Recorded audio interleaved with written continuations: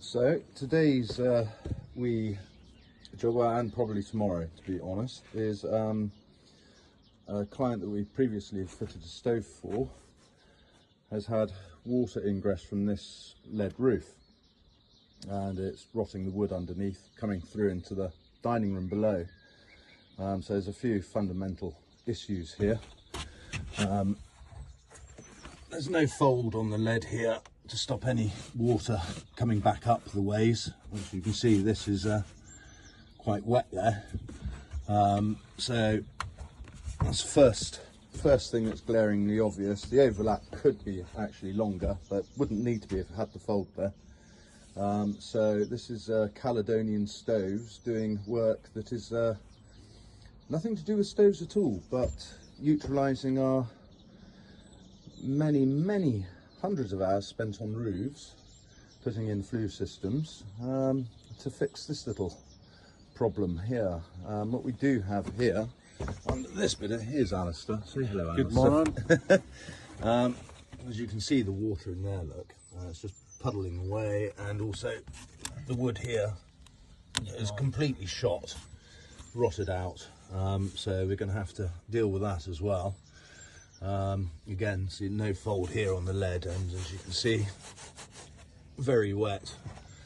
I've got a horrible feeling that puddle there is where the floor wood is. You can see the ply is properly gone, shot to pieces there. So let's kick on with this little project. As you can see here, these nails are all galvanized, so we will of course be replacing those with copper nails when we put all this back together, because these will eventually just rot out, the roof will get nail fatigue. So what we replace, we will replace with copper nails. So let's kick this mission on and get this roof pulled apart. So first fear has come true. There's that much water been getting in that's actually rotted the timber out underneath, or ply. So we're going to cut it out along here. It's actually not leaking up there, so we're going to put a fold in the next run here, because this is all, water damage is basically isolated from this point down the roof that way.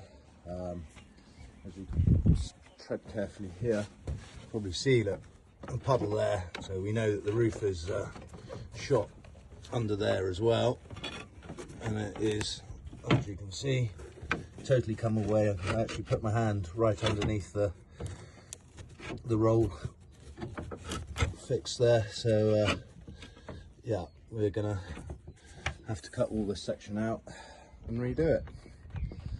Joy. So there we go, that is all the rotten timber stripped out. There's a bit of it there, look. Removed all the insulation because that was wringing wet, so replace all that.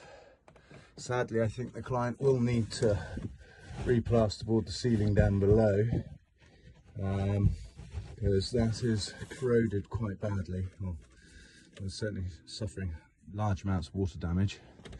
But I'm just going to get this all hoovered out now up here, just to make sure we've got all the damp away, and damp materials.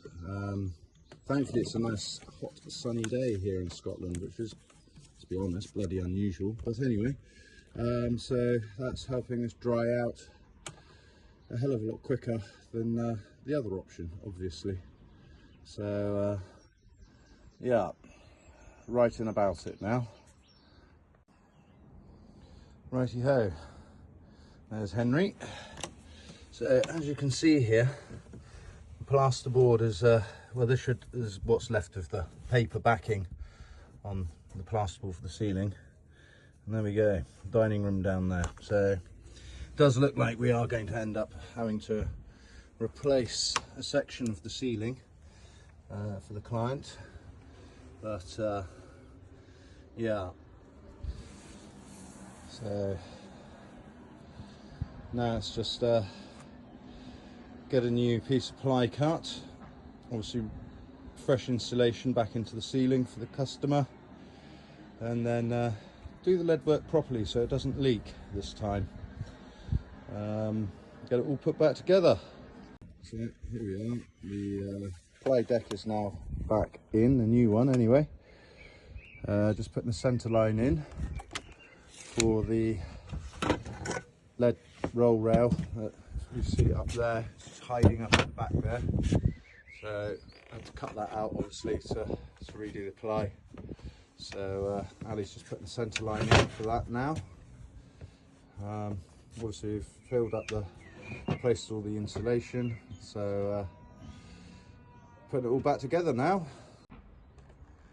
Right then, so here we are, got the first apron back in, the fold, and then what we've done, we've added another section, so we've got a much bigger overlap between the sheets of lead here, and put a fold at the back so any water, capillary water, what have you, going this way will hit that, come back.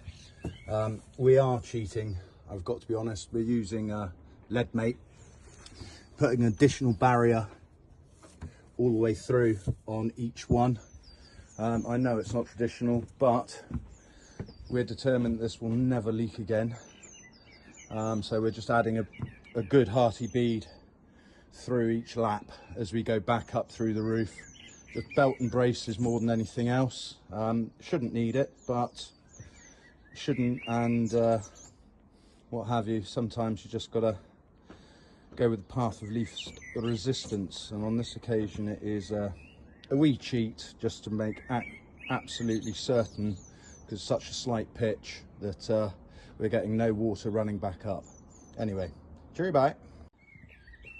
Right, so when we put the cladding sides back on the lead, it's falling the drop over there. We need to hide the nails, and because I forgot to order the damn things, I just assumed they would be in stock. We're going to have to make them. So as you can see, this wee bugger put up a bit of a fight trying to get out. That's what we're aiming for, is this, hopefully. So yeah, and I know the haters there will be saying, Ben, you should be wearing gloves because you're playing with lead, but to be fair with you, I probably think that ship sailed years ago. So crikey, we had water coming out of lead pipes at school, so I don't think playing with this is going to cause me too much harm. Anyway, there's Ali making the next apron. Got a 10mm fold at the back end of it. Fold down, obviously that'll get folded flat there, and then any water that's travelling this way will hit that wee barrier there, and be persuaded it's not going any further. So yeah, so we've got to use this roll of lead here, what we're going to have left of it, to make some more nail covers to replace the ones that well, didn't want to play ball getting them out. Anyway, cheerio, bye. So here's Ali cutting hopefully the last of the wee aprons additions that we're putting into the lead roof, just to give it give the original lead a much bigger overlap. So score it with a knife, give it a wee wiggle and it should snap. If it doesn't, whack the Stanley knife through it again, and job's a good one.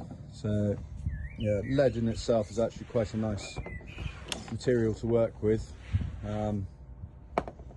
You can bash it about and cut it with a Stanley knife and generally abuse the hell out of it. If you don't go too over the top, it will actually do what you want it to do. So anyway, last wee bit being formed up now, and then back up there, get it done. So here's Ali, there's arts and crafts. Our wee little new nail covers to well, replace the wee sods that didn't want to play the game when we were trying to get them out, so having to make some more. So Ali's having great fun here, look, cutting out silly little bits of lead to make new nail covers. But here we go, the roof is back together. I think it's a little after 5:30 now, but there's extra bits of lead that come up to here at the end where my toe is, across there, and the lower bit of lead comes to about here somewhere, so we've got massive overlaps now. So yeah,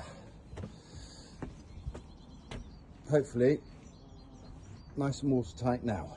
Anyway, right, cheery bye.